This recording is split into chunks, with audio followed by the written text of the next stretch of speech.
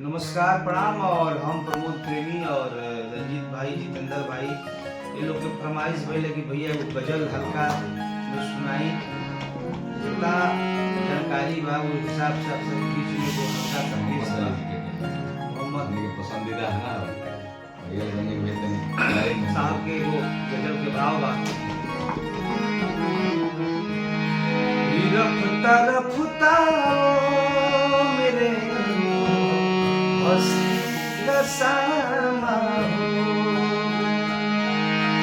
रफ्ता रफ्ता मेरे हस्ती का सामा बहनेगा फिर जानेगा फिर जानेगा ना हो गए रफ्ता रफ्ता मेरे हस्ती का सामा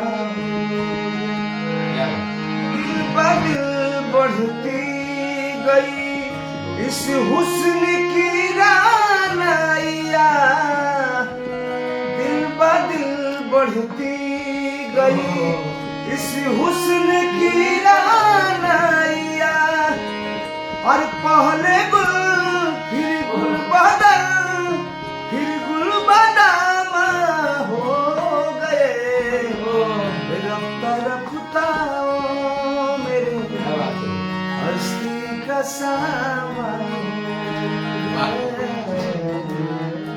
छोटा सा कोशिश बा, प्रयास बा कि आप सबका अच्छा लगी। कोशिश मोहम्मद साहब के गाने के साथ उनकी रियाज कर महादेव।